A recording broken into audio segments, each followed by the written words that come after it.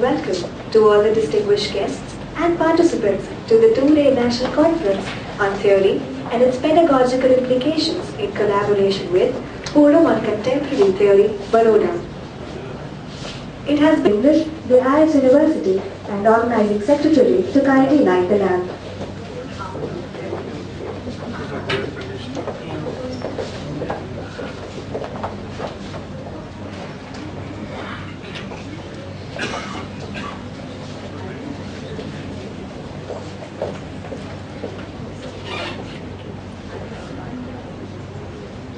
Dr. R.K. Gupta will join us in some time.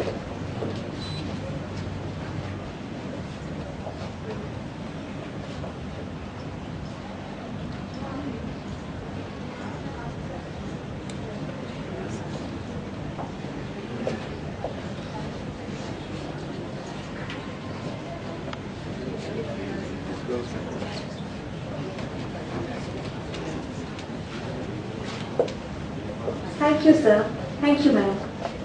मेरी बुद्धि हो जाए प्रखर शारदे वरदे कि मेरी बुद्धि हो जाए प्रखर मर्म में मेरे कृपा कर मर्म में मेरे कृपा कर आप आए हंस पर शारदे वरदे कि मेरी बुद्धि हो जाए प्रखर शारदे वरदे कि मेरी बुद्धि हो जाए प्रखर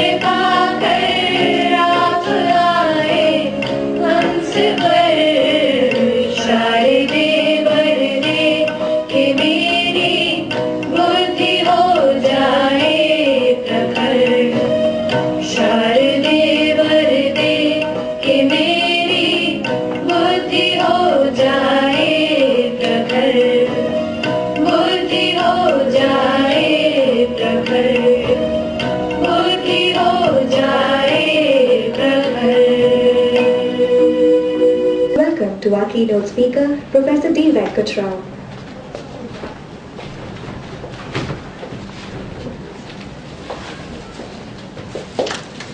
Thank you, sir.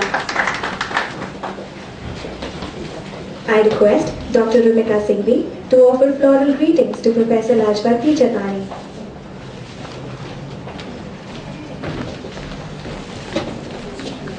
Thank you, ma'am. The IS University is delighted to host the two-day national seminar on theory and its pedagogical implications organized by the Department of English in collaboration with Forum of Contemporary Theory, Baroda. The seminar theory in a teaching-learning context. To formally begin with the day's proceedings, I invite Dr. Ashok Gupta to kindly deliver the welcome address. Namaskar. It gives me great pleasure to welcome our esteemed guests, Keynote Speaker Professor D. Venkat Rao, the English and Foreign Language University, Hyderabad, Professor Lajpati Chatani, representative of Forum on Contemporary Theory, Baroda, academic partners for the seminar, and our eminent guest speakers, renowned in India and abroad for their scholarship. My special greetings to one of my teachers, Professor Jasveer Jain, who is here to bless us. I also extend a warm welcome to all our distinguished guests, nearly 100, clearly depicting a pan-India participation ranging across Andhra Pradesh, Gujarat, Maharashtra, Uttar Pradesh, West Bengal, Meghalaya, Delhi, Punjab, and of course Rajasthan. The genesis of the IS University goes back to 1995, when it was started as a college for girls with just 52 girls on roll. Soon it became an autonomous college, accredited A+ by the NEC, and in 2009 we were granted a deemed to be university status by the Ministry of Human Resource Development, Government of India. The Tandon Committee, which was constituted by the Ministry to review the working of the deemed universities, has put this university amongst the first 38 universities categorized A. And that speaks volumes of the efforts of our students and staff alike. We have over 4,300 girls drawn from 22 states of the country, besides many foreign students. And that has been possible simply because of the efforts put in by the staff and the quality of education that this institute tries to provide. We are gathered here today to deliberate and explore the multifaceted dimensions of theory.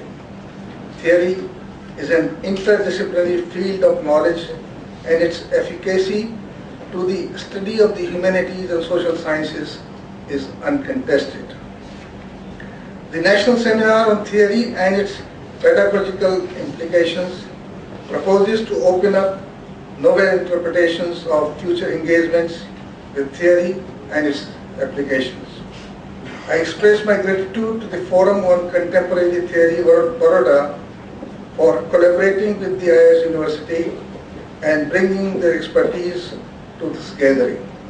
I'm sure this platform will enable a thought-provoking exchange which shall transform not only as effectual research but also as effective teaching pedagogical practices. Once again, I welcome you all. Thank you. Forum on Contemporary Theory, Baroda, our academic partner for the seminar, to tell us more about the forum and the genesis of the seminar.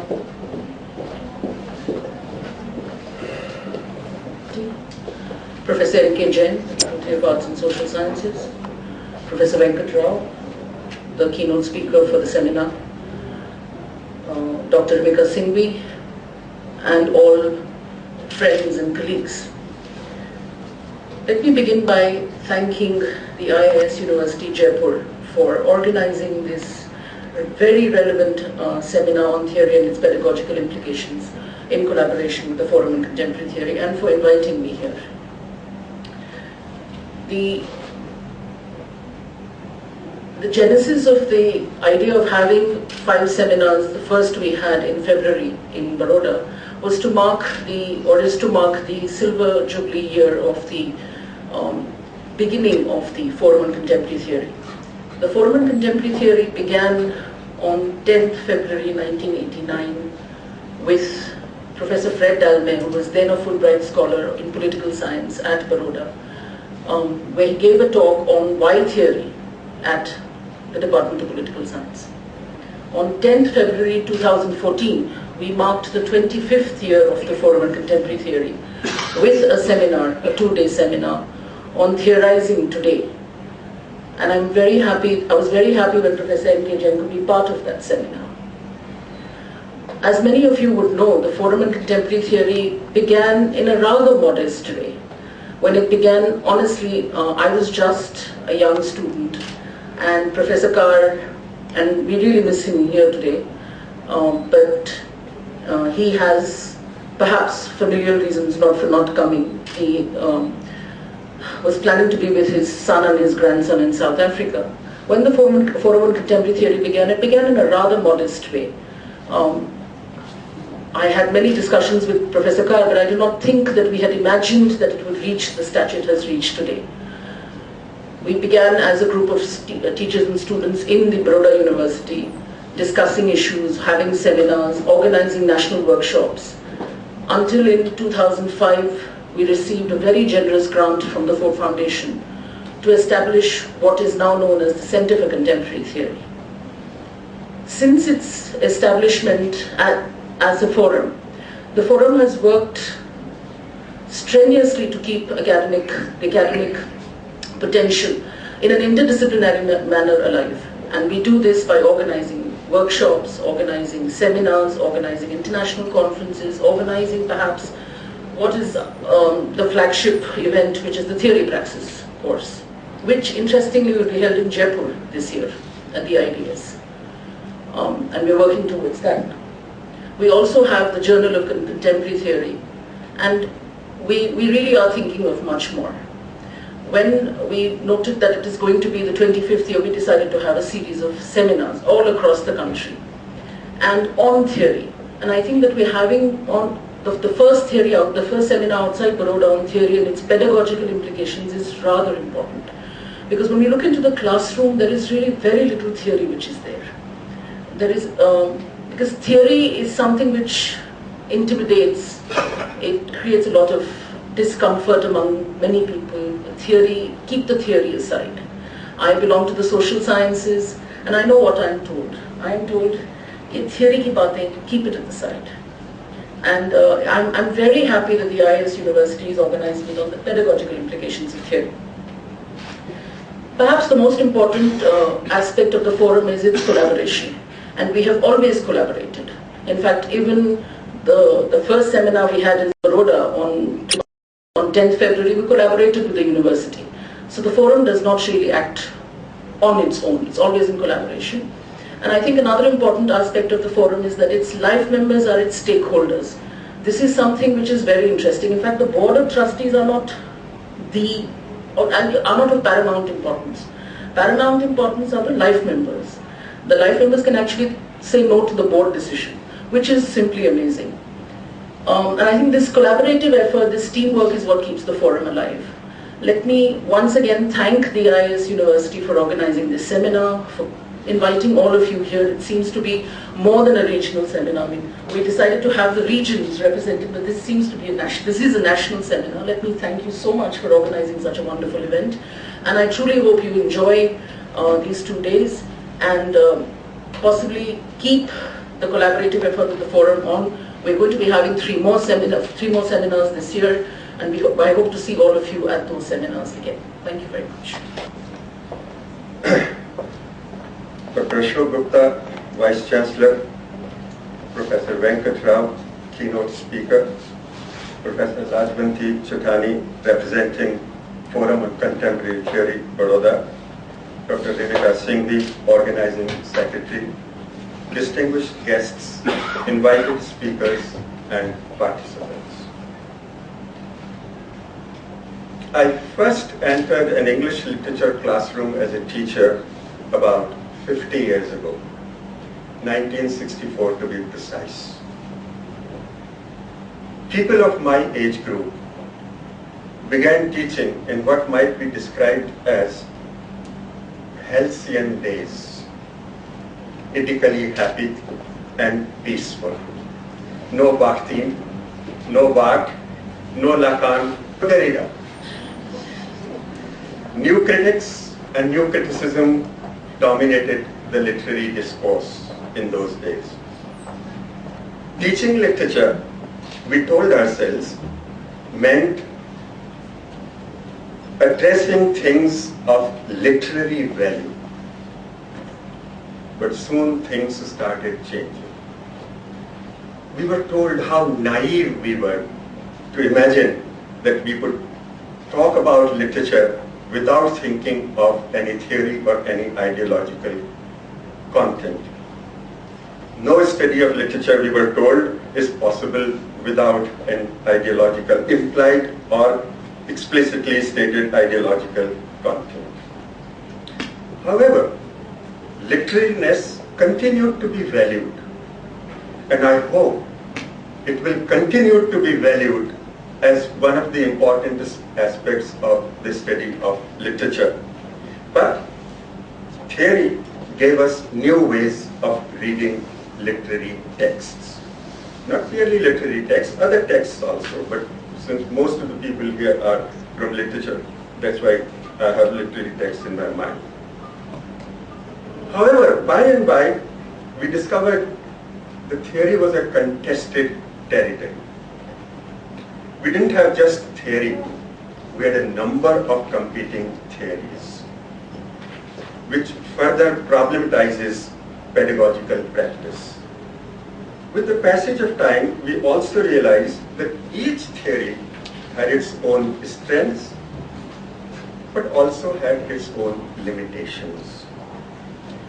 The present seminar, Theory and its Pedagogical Implications, aims at achieving a better understanding of both opportunities and challenges that teaching a text offers today, to the literature teacher in particular. Among other things, this kind of exercise is needed as theory and pedagogy, at least partly, have different goals to achieve. As we all know, theory aims at giving us a better understanding of how the world is organized.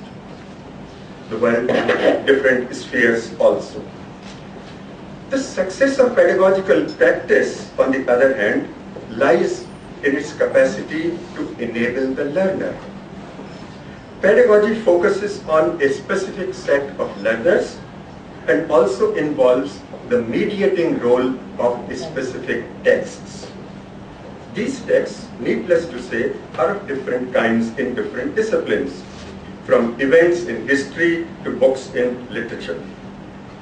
As we can see, this seminar has gathered together people who are not merely scholars in the area of theory, but who also enjoy the reputation of being highly successful teachers. To set the tone and identify the key issues, we have a distinguished scholar from the English and Foreign Languages University, Hyderabad, Professor Venkat Rao.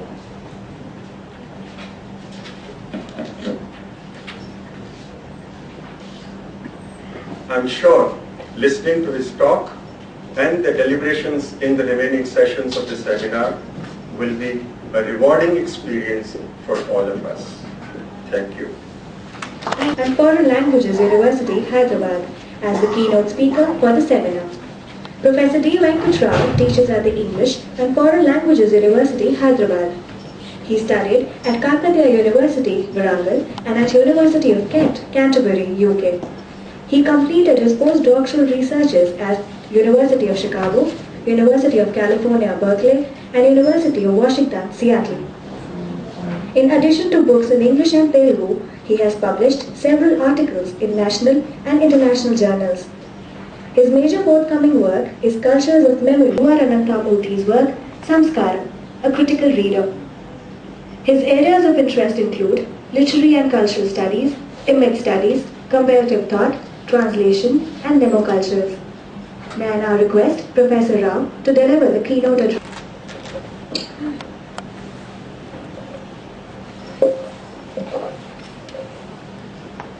Thank you. Good morning. Professor Ashok, Professor Jain, Professor Lajvanti, and Dr. Singhvi, and friends. It's my privilege to be here for this inaugural conference on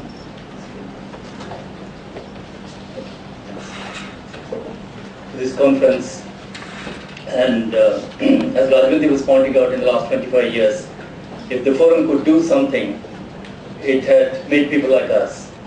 And in the last 25 years, on several occasions, we were galvanized by the wonderful force of Professor P.C. Carr, the singular individual who has built this forum and built a team as well, and then perennially maintain a vibrant intellectual community. And the unique thing about this community is that it is not explicitly ideological, it doesn't have a system to propagate, nor is it partisanal.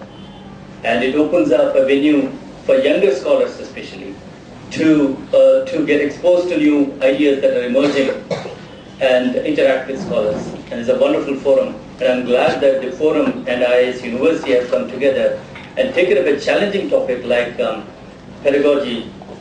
pedagogical implications of theory. Because any teacher would shudder to go to the classroom and talk about theory. If he wants to make sense in the classroom, he'll have to have a medium to talk about the theory. And they have thrown up this challenge, and it's a very important one.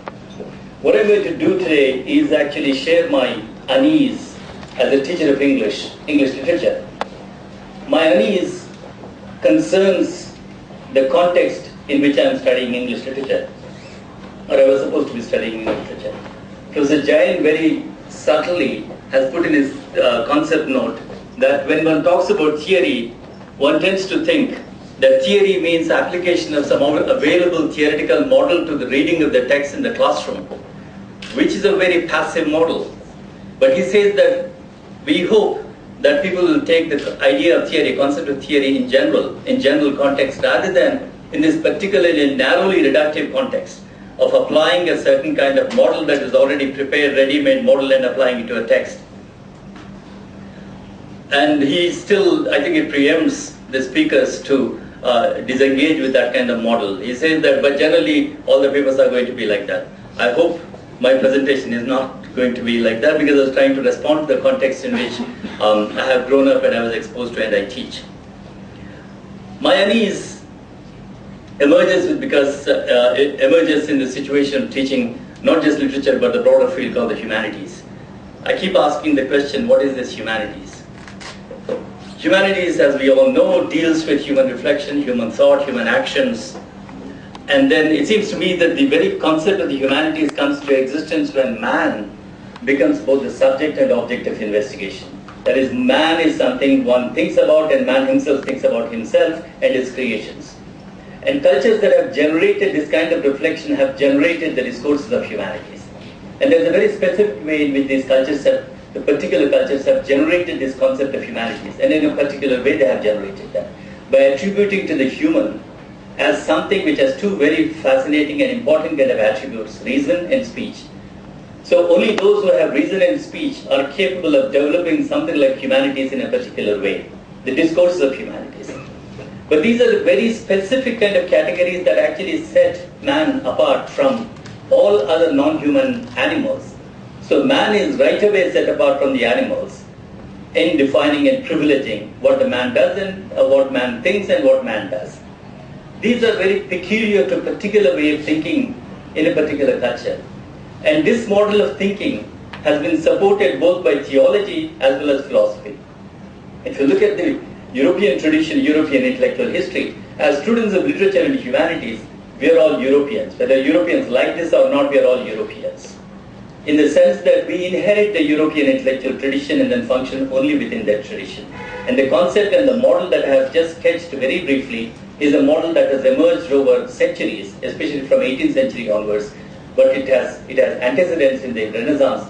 So humanities and humanism go together because they privilege man as a thinking animal set apart from all other animals. And this has a much deeper legacy in European thought, Genesis and Aristotle and a whole range of other things come into this.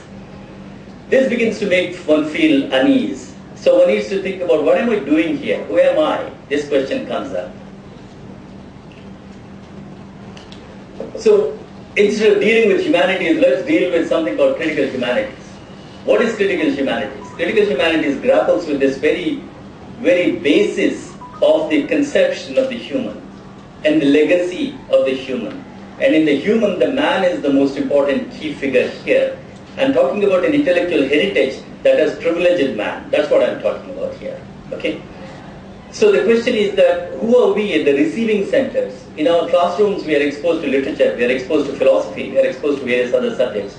Who are we? I'm talking about, when I say we, I'm talking about all of us who have been exposed to something called colonialism. Cultures that faced colonialism in the classroom. We need to begin to ask the question, as several people have asked, who are we in this field called the humanities? Cultures which have been invaded by colonial cultural forms, we need to ask this question. We need to ask the question, the various discourses that have been generated in the name of discourses of man, and in the particular institution that has actually shelters these discourses, the institution called the university. University is a deeply, deeply quintessentially a humanistic conception. And it is not just a humanistic conception, but it is also a Cartesian conception. That is, that I can think in the peace of my institutional setup, away from the hubbub of the society. These are the cardinal principles that went into the conception of the university itself. I do my peaceful work in my university, freed from the garbage that is out there in the world. That kind of shelter, as it were. That is there at the back of the university. We are having this conference quietly, but look at the traffic outside. Look at the political thing that is going on outside. Okay, so this is a very completely Cartesian principle. The Christian and Cartesian conception is at the basis of the very concept of the university. That is something that one begins to learn, and critical humanities begins to question this idea. Also, it begins to ask the question: okay, if speech and reason are the cardinal principles of defining man, do all cultures share these principles? We need to begin to ask the questions, because we are in the receiving context. From the receiving context, we need to ask the questions: actually, does my culture think in this way at all? Is it really the cultural universal to say that rationality and speech are the only ways in which man can be defined? Do cultures define man that way? Do all cultures define man at all? So these are various kind of questions that come up. And these begin to perturb when we begin to ask these questions. If we don't take just the text the way they come, or if we take the text from the receiving context, the context within which we are located, and begin to ask questions both about the discourse of humanities on the one hand, and the very institution of humanities, that is the university on the other, then you begin to see that the world, the ground beneath our feet is beginning to move.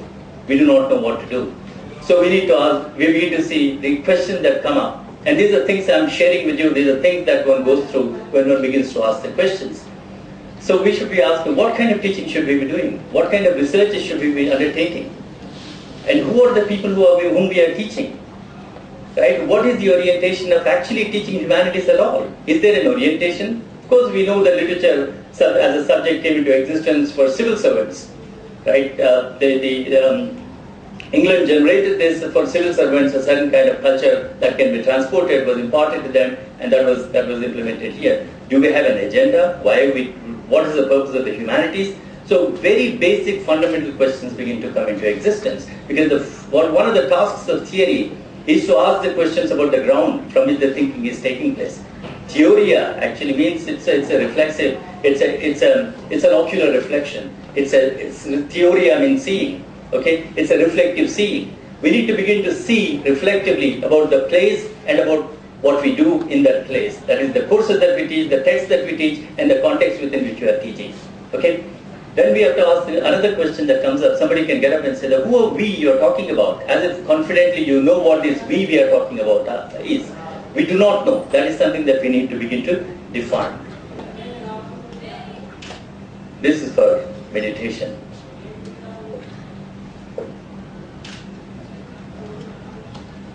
Two famous intellectuals have said this. One famous thinker said that whatever the thinking that takes place, it takes place only within the bounds sketched by the tradition. If we take a pause in our classroom while teaching any of these courses, ask the question, okay, what am I teaching? Am I teaching, is the teaching and thinking that is going into the teaching, is it sketched by a tradition? And what this tradition is, I bet, I'm reasonably confident that we don't have an answer to that question in the present Indian context of higher education or humanities teaching. What is the tradition within the context of which we are teaching whatever we are teaching? Have we ever begun to take the risk of defining what the tradition is or what the traditions are? Do we have the confidence? Do we have the capability to pose a question of that kind or an issue of that kind? Well, I think a European thinker can do that. That's a statement by Heidegger. He says that all thinking that takes place only within the context sketched by the tradition. And he's talking about a very formidable tradition of 2,500 years. Where is the tradition with the context of which we are teaching our literature in the last 150 years? To my knowledge, I don't think there is any reflection on that. I'm not saying that I'm the only person who's asking this question. I've seen others who are asking this question. Then there is another very shocking kind of statement made by this very famous controversial writer, Naipaul. He says that there is no autonomous intellectual tradition in India, period.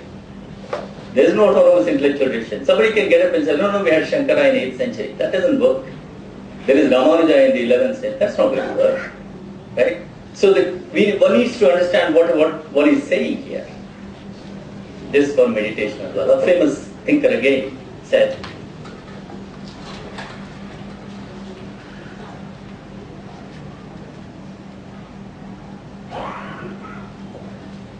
are we in a position to do that, the way the Germans and French are doing? Why are we comparing? We are comparing because the tradition, the intellectual tradition that we have institutionalized and we continue to practice on our everyday teaching and research is an intellectual tradition that is not necessarily universal, that belongs to specific cultures. And the question we need to ask is that if we think that we have a culture, if we think that this culture enables us to think in certain ways, what is this culture? How does it think? These questions are absolutely crucial even before we get down to borrowing a theory and then kind of doing a pedagogical exercise of interpreting a text in the classroom. Oops.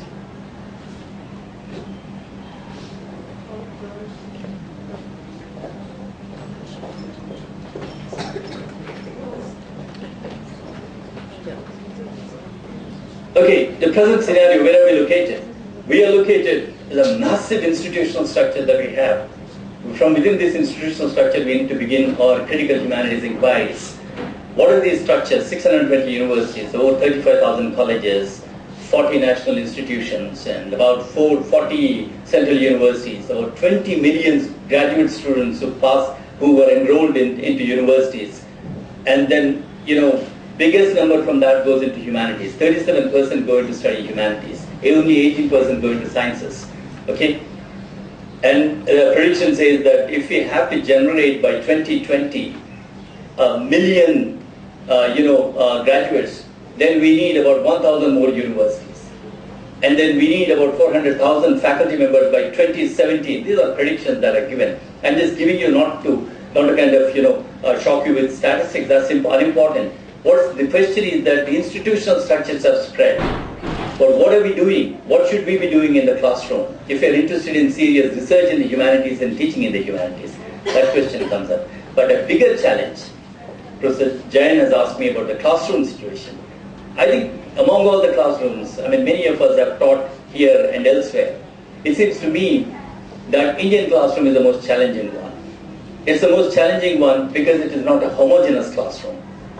And it is not homogeneous when you begin to pay a little attention to the classroom, and if you do not have any kind of fears in confronting the classroom. What I mean by that is that when you begin to pay a little attention to the kind of cultural formations from which each of our students comes in the classroom. If you have a 20-student classroom, I'm giving a privileged situation example, CFL, where you have limited number of students, but I know that I've also taught in classes where there are 120 students.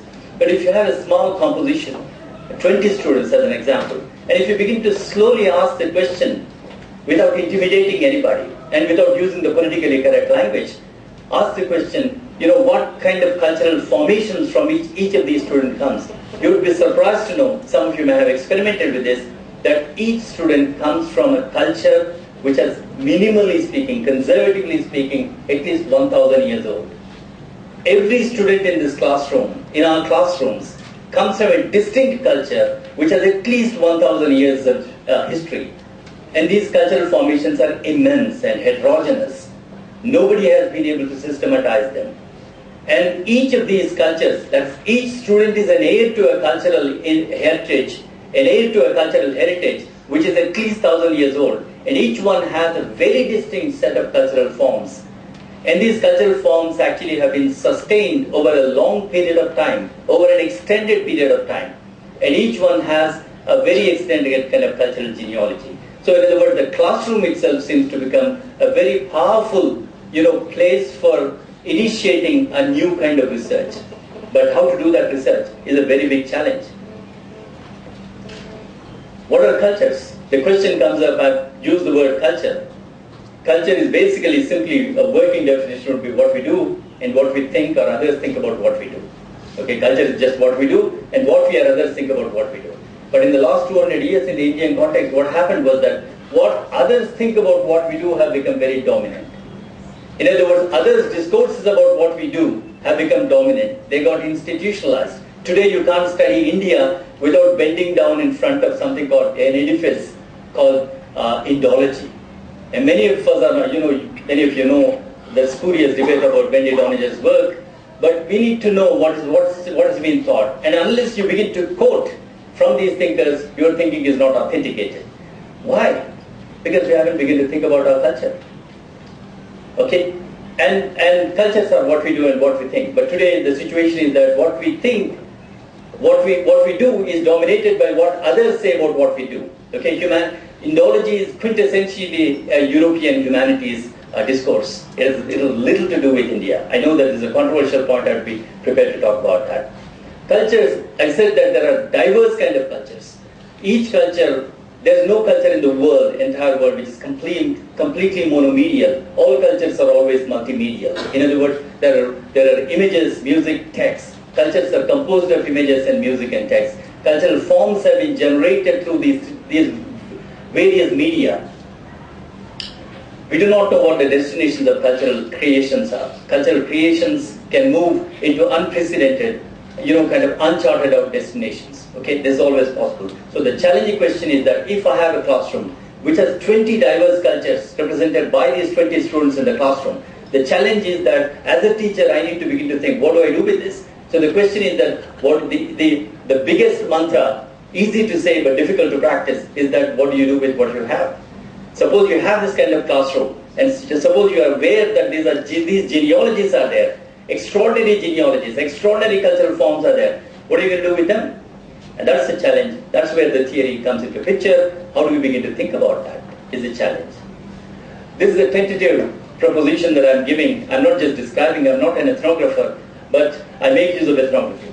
It is possible to take a risk and then point out tentatively, provisionally, that Indian cultural formations largely are constituted by a certain kind of medium, a communication medium, which is largely the most primordial communication medium in the entire human history.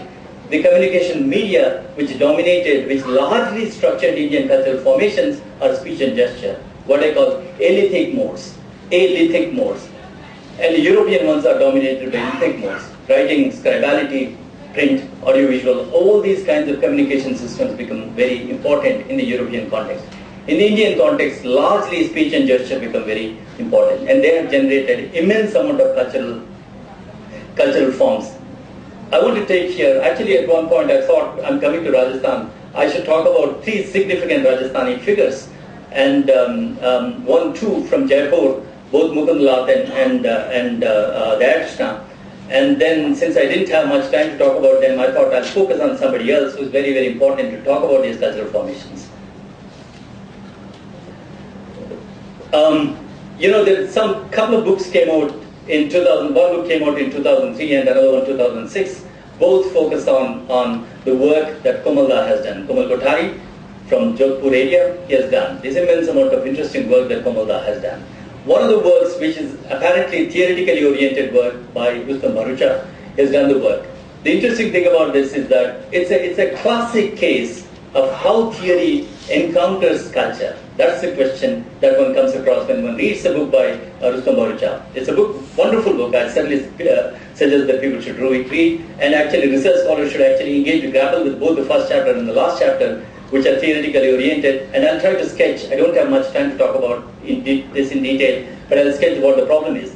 The problem is that Rustam Bharucha is interviewing. It's a collection of interviews of Komalda. And I don't need to tell you who Komalda is. Komal Kothari, who is a significant figure, and you will find out if you don't know, but if you are a Rajasthani, you should know who Komal Kothari is. But Rustam Bharucha's approach to Komal Kothari is that this man has spent an entire lifetime with song cultural traditions and specific kind of community-based song cultural traditions. So Komal Bharucha goes to him and then starts asking. When he looks at him, he begins to see that this man describes the cultural formations of these communities, but the thing is that his reflections are not imbued with theoretical reflections. There is no theory in Komalda's thought, what Komalda says. The other thing is that Komalda is not familiar with recent historical developments. New models of history have come into existence. Komalda is not familiar with that. The other thing is that Komalda is also not a real folklorist, because when you ask him, are you playing the native informant, that odious phrase Gayatri Spivak has propagated, odious because it has prevented a large number of people from thinking about cultures in more important ways, because one can get into a long discussion about that, but I don't have time, but certainly if there is a need, I'll certainly explore this. I begin to feel very negative about this phrase, and it has prevented actually Gayatri Spivak herself from saying anything significant about Indian culture, unfortunately. Is a native informant? Does he know his position? Does he know folklore? These kind of questions Rustam Bharucha keeps asking. Then of course his partisanal position. Komalda seems to have some kind of partisan position with regard to sati, the whole Rupkanvar and a whole range of other issues. But Rupkanvar is nothing compared to the entire larger tradition. I'm not belittling Rupkanvar's space, please.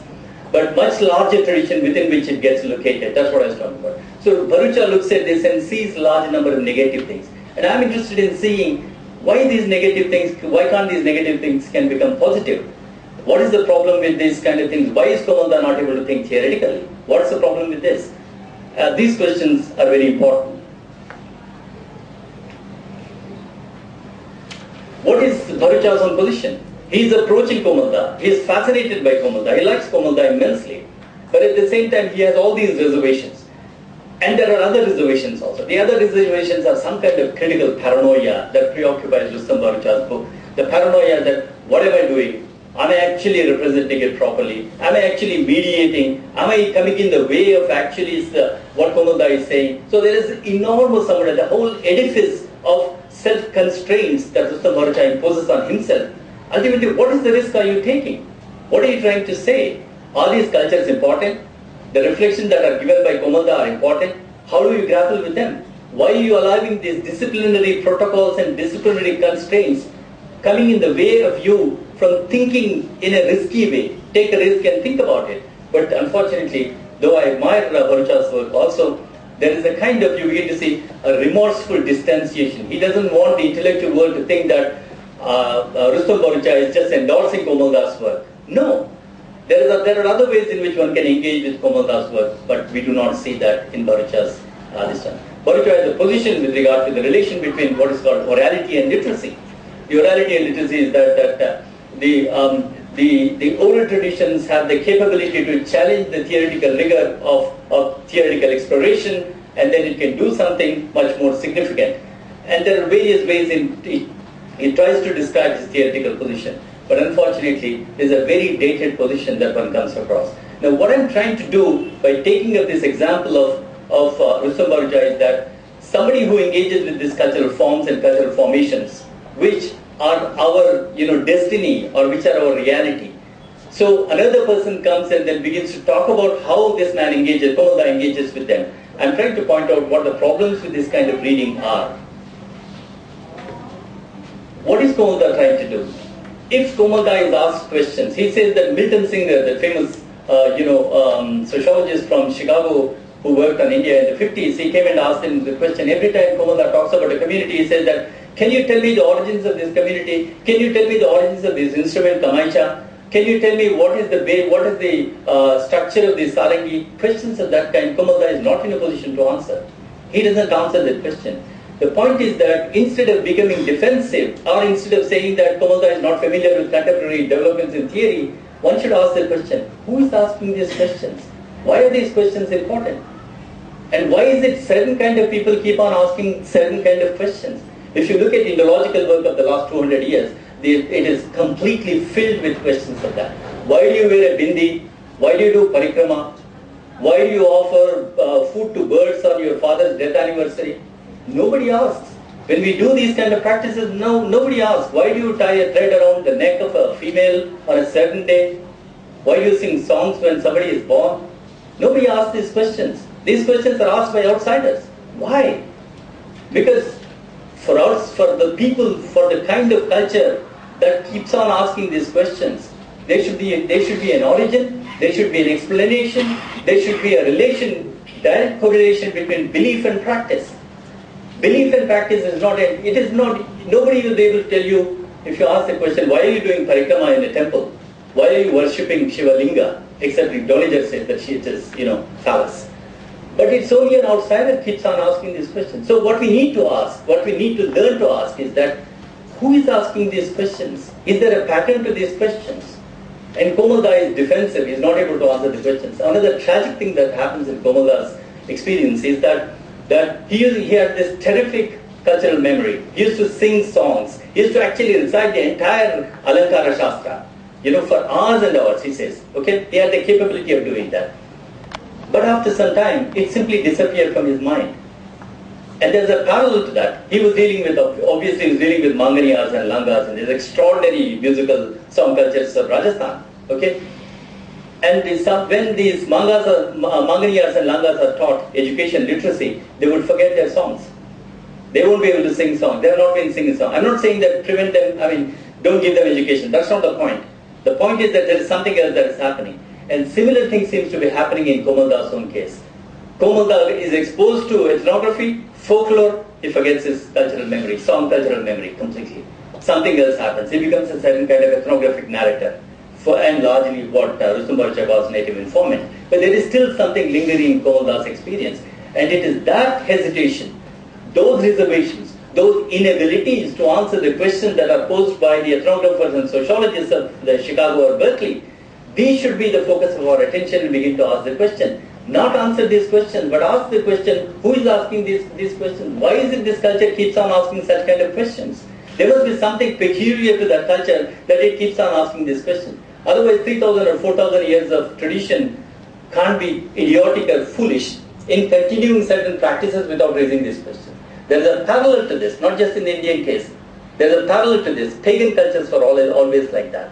Greek culture or Roman cultures, they were like that. Yeah, they would not answer. They would write, Cicero would write extraordinarily about superstition, condemning superstition, but he wouldn't stop practicing his pujas or whatever the worship of God that he does. There is something that is going on in the culture or intellectual culture that we have inherited, and we need to begin to inquire into that. That's the purpose of the theory, if you ask me in the Indian context of cultural theory. These communities, the cultures of Langas, Manganiyars, and Dhadis, and Dholis, and a whole range of other things, okay, or to put it in one word, Jati cultures. What colonialism does it extraordinarily well in the last 200 years, is to actually fracture the relationship between Jati and culture. In India, you have no culture without Jatis. If you know Indian cultural forms and formations, every cultural formation is made possible by very specific Jatis. And what colonial education does is to break that apart, the relationship between Jati and culture. Okay? But the Jatis have not disappeared. Jatis have not disappeared over the last 2,500 years. Buddhism couldn't do anything. Islam couldn't do anything. Christianity could not do anything. Globalization is not able to do anything. Modern parliamentary democracy is not able to do anything with Jati. It persists, it continues. And if we are intellectuals, I'm not talking about partisanal goals, as intellectuals we have to inquire, what kind of cultural form is this? That can go along with all kinds of political formations, whether it is Islamic, Christian, or Rajput or whatever, but it continues to survive. And to talk about Jat memories in Rajasthan, I think Rajasthan gives an extraordinary instance. All Indian cultural formations are like that, but Rajasthan continues to give extraordinary instances of Jati cultural relationships. But the thing is that our education has told us, our education has actually made us internalize a particular kind of ideological understanding of the Jati. Jati is oppressive, could be oppressive, I'm not denying that, could be oppressive in many places, but it is not just oppressive. It has generated cultural forms, it has generated distinct languages, it has generated extraordinary range of gestural forms, it has generated extraordinary ways of linguistic uses, distinct languages, distinct writing skills, distinct kind of things it has done. And if we want a challenging research agenda that younger people, and many of us along with the younger people, we can begin to explore and work, I think these are Jati cultures. I think if we have to do something, if we can do something in the Indian context, what we need to do is to begin to switch bring back the relationship between Jati and culture. This will be easily misunderstood because we still are in the ideological formation of denying the Jati and feeling shy about this thing. But the point is that in Indian context and in the context of probably non-European cultures, many of the non-European cultures, Africa for example, it is not possible to think about cultures without thinking about the community formations or cultural formations. And Indian cultural formations, am I right? I understand. Yeah. There's a lot more I want to talk about, the extraordinary compositions in the Indian context.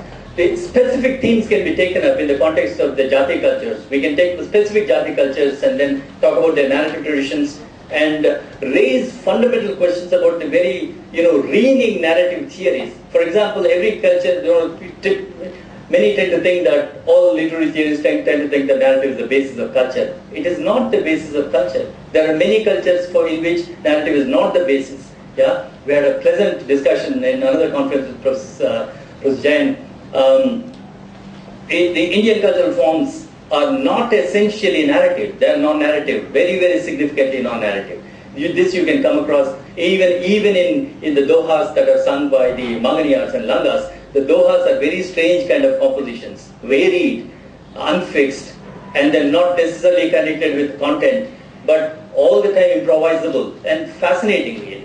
So it is always possible for us to raise very fundamental questions about human thinking on the basis of the distinct cultural forms that have been generated by varied, heterogeneous cultural formations of India. That's the point that I'm trying to emphasize here. And similarly, we can take up the visual traditions. The extraordinary story of Rana Jagat Singh's Ramayana is a fascinating story. I don't know how many of you are familiar with that. I don't have time. I'll be able to show some instances, but passingly. But if you have time, maybe at some point we can get back. Mewar Ramayana is a fascinating story. It's a challenge posed by Jagat Singh.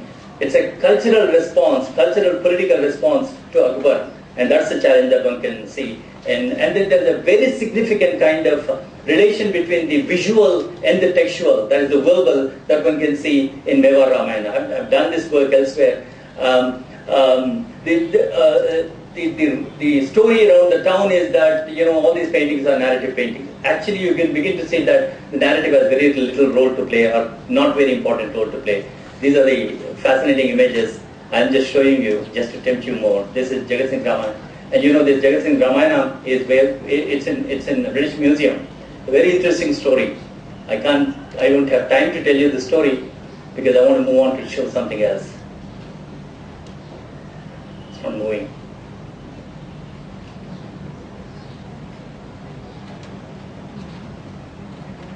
Lovely assemblages of images, and we can read them in interesting ways. I've done these readings, but I don't have time here to talk about that. Okay. India is not a homogeneous country at all. It is possible for us to think in terms of, as a research project, it is possible to sketch that the Indian subcontinent itself has been formed by different kind of cultural flows across millennia. These different cultural flows can be tentatively identified as Gandhara flow, Brahmaputra, Harappan, and 7 constellations. The flows from these various regions have formed what is called India. And today it is possible for us that identify that in each of these constellations there are clusters of culture. These clusters of culture generate, immeasurable range of cultural forms. And the task of the humanities, it seems to me, is to engage with these. And there's quite a bit of work that we are trying to do in the context of classroom. Most of these, whatever I'm talking, these are actually the result of semester-long teaching. In every semester a new course is designed and offered. I'll show you some of the courses that we have done. Okay, this I have to skip because we don't have time.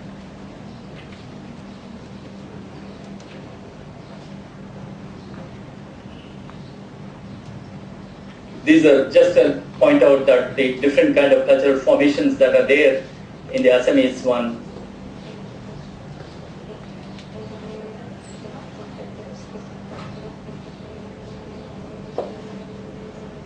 These the constellations are there is Islam also and Christianity. That our classroom is composed of all these cultural flows. That's what I'm trying to talk about. Okay. Now it is possible, based on the kind of whatever I've said, that we need to begin to be reflexive about the intellectual heritage within which we are functioning, but ask the question whether the context in which we are receiving this European intellectual heritage is the context also identical to that. If we have a different kind of context, how do we begin to take the risk and define the context within which we are functioning? That is the cultural context of India. And India is not one, as I tried to point out, the distinct kind of cultural formations on the basis of which we can begin to ask different kind of questions. On the basis of that, new kind of courses can be generated and new kind of comparative studies can be inaugurated, and this is something that we need to do. In 2 ways we are trying to do this. One is called mnemocultures. Mnemocultures are cultures of memory. These cultures of memory are largely body-oriented, they're enacted, they're performed, they're performative cultures and enacted cultures. They do not take recourse to what we call surrogate cultures. The surrogate cultures are archival cultures, museum cultures, library cultures. I know that there is an extraordinary library culture in India, but I'm not focusing on that. We can talk about that if there is a need. But still, there is a large amount of our cultural formations are still mnemocultural. And this is the kind of work that is possible. It is possible for us to do, not just within the context of one particular university. No single university can undertake this work. We need collaborations across universities. We need to work across departments. The disciplinary divisions that have been made by colonialism are not essential for Indian to reflect on Indian cultural formations. We need to move across these disciplinary formations, move across regions, and then begin to form different kind of clusters and continue these kind of inquiries. There are many courses. These are various courses that have been designed on the basis of this kind of thought, and these are just samples. Each one is a course taught for a semester, and these are offered at our university. It's a bit narcissistic, but I won't talk about much about that. Okay, I'll stop here. So I think that's the work that we need to undertake, and I think that the purpose of theory is not just to simply impose Jacques Derrida or Jacques Lacan and then torture our students with who have no preparation at all, no understanding, nor do we have much understanding about European Christian cultural traditions. But I think we need to begin to reflect, making use of the theoretical interventions. I think one of the great things that comes from Derrida's work is that they are deeply, deeply interested in what is called philosophical anthropology. That is how cultures think. What is the distinction of culture? And we are not still beginning to think in terms of what is Indian cultural difference, if there were to be a difference. And the biggest challenge to theory is to specify the cultural difference. How do we begin to define cultural difference? And if we begin to define cultural difference, this is the way we think. And I take the risk in proposing that. I say that mnemocultural, Indian cultural reflections are largely mnemocultural. If that is the risk, where does it take me? So at that level of theory, that one can question whatever I'm trying to say. But you need to have an alternative theory as well. You need to have an alternative, deeper reflection as well to counter the kind of questions that are being raised. Unless we do that, I don't think we are responding to theory at all, in my view. I think that is, unfortunately, is not happening at the institutional levels. Individuals are interested in this. There are many individuals who have this kind of desire to find out what can be done. We are all suffocated, but I think through suffocation, I think alternatives must emerge, and we need to know what we can do with what we have. Thank you.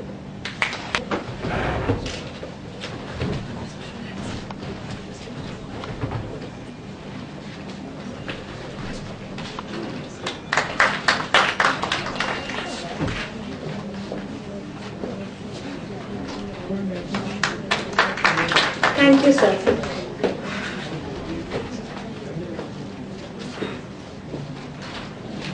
I request all our guests to kindly proceed for tea to the Srijan Hall. Our volunteers will guide you to the venue. May I also remind everyone that we